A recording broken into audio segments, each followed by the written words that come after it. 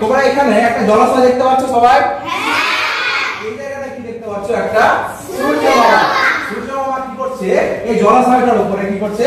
তাপ দিচ্ছে, তাই তো?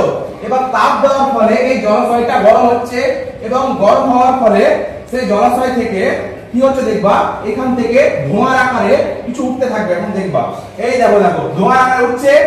এই ধোঁয়াটা কি হচ্ছে বলতো? বাষ্পীভূত হচ্ছে। এই জলটা গরম হয়ে বাষ্পীভূত হচ্ছে, বুঝতে পারছো? এবং বাষ্পীভবনের ফলে উপরে সেটা বাষ্পীভূত হয়ে উপরের দিকে উঠে যাচ্ছে এবং জলীয় বাষ্প আকারে যখন উপর দিকে উঠছে, উপর দিকে যখন উঠছে তখন কি হচ্ছে? ঠান্ডা বায়ুর সঙ্গে সেটা মিশছে, ঠিক আছে?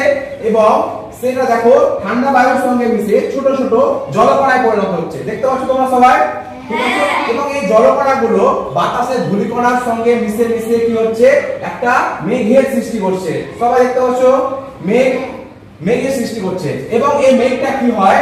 যখন আরো উপর দিকে উঠে যায়, আরো তখন কি হয়? শীতল বায়ুর সংস্পর্শে এসে যায় এবং এই জলকণাগুলো আরো বড় বড় হয়ে যায়, ঠিক আছে? আর বড় হলে কি হবে? জলকণাগুলো আরো ভারী হবে এবং একত্রিত হয়ে কি হয়? জলকণাগুলো বৃষ্টি আকারে পৃথিবীর বুকে নেমে পড়ে। প্রত্যেকে দেখতে পাচ্ছ? দেখো ফোঁটা পড়ছে, দেখতে পাচ্ছ?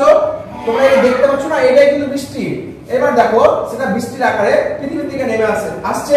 এবার দেখো নেমে আস্তে আস্তে সেটা কি হচ্ছে? আবার সেই জলাশয় থেকে উঠেছিল বাষ্প আকারে, সেই জলাশয়ে আবার ফিরে আসছে, দেখতে পাচ্ছ তোমরা সবাই? দেখো এই জলটা এটা বৃষ্টি আকারে নেমে আসছে, ঠিক আছে? এবং আবার সে দেখো, আবার সে জল সূর্যের তাপ পড়ছে, আবার সে দেখো উপর দিকে আবার উঠে যাচ্ছে, উপর দিকে উঠে যাচ্ছে। আচ্ছা তোমরা দেখতে পেলে এখান থেকে জলটা কি হলো? বাষ্পীভূত হলো, মেঘের সৃষ্টি হলো, আবার কি হলো? আবার মেঘ থেকে মেঘটা ঘন হয়ে বৃষ্টি আকারে নেমে পৃথিবীর আকারে পড়লো। এই যে একটা চাকার মতো একটা দেখতে পাচ্ছ তোমরা? প্রত্যেকে চাকার মতো একটা ঘুরছে না, দেখো আবর্তন হচ্ছে না? এইটাকে আমরা কি বলবো?